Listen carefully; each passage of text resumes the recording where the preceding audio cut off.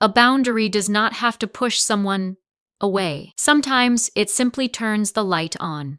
Many people hear the word boundary and imagine a wall, something cold, something final, something that says do not come closer. They avoid boundaries because they do not want to seem selfish, harsh, or unloving. But a healthy boundary is not always a wall. Sometimes it is a lantern that shows where one person ends and another begins. It makes the relationship easier to see.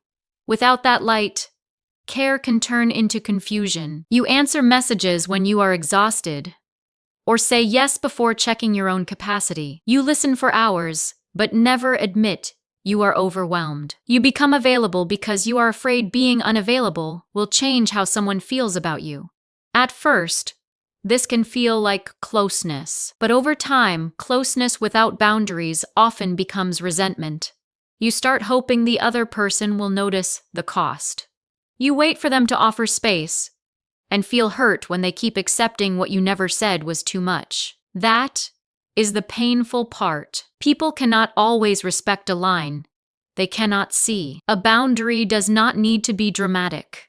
It can be simple, like, I cannot talk tonight, but I can tomorrow. I want to help, but I cannot take this on. I need time before I answer, or that just does not work for me. These sentences may feel risky if you are used to earning connection through availability, but they also give the relationship a chance to become more honest. Many people confuse a boundary with a punishment. They wait until they are angry, exhausted, or hurt, and then the boundary comes out like a verdict. By then, the boundary feels like an explosion because it arrived after too much silence.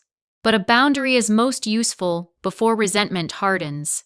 It can be small.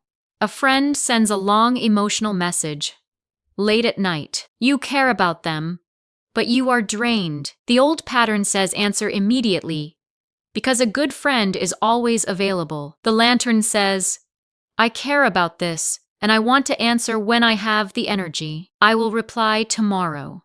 That is not abandonment.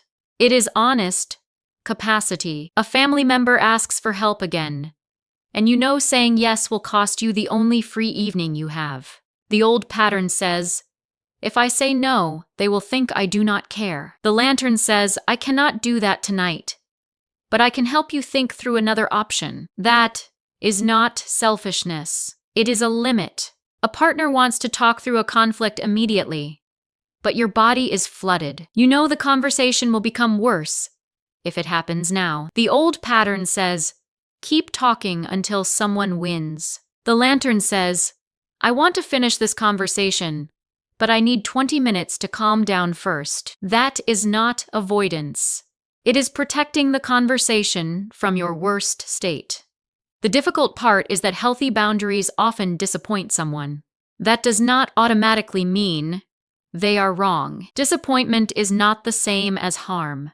If someone is used to unlimited access to your time, your energy, or your emotional labor, even a reasonable limit may feel like a loss. This is why boundaries require tolerance for discomfort. Not cruelty, not coldness, just the ability to let another person have a feeling without immediately rescuing them from it. It also helps to separate a boundary from an explanation campaign.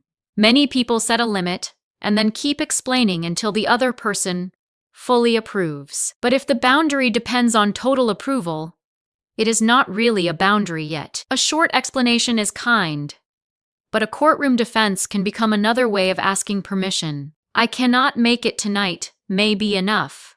I am not available for that, may be enough. I need to answer tomorrow, may be enough. The lantern does not need to become a spotlight. Its job is to make the line visible, not to convince everyone to love the line immediately. The goal is not to become less caring, but to stop confusing care with self-erasure.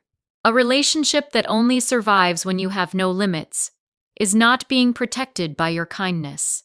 It is being protected by your silence. And silence can become very expensive. It costs honesty. It costs rest.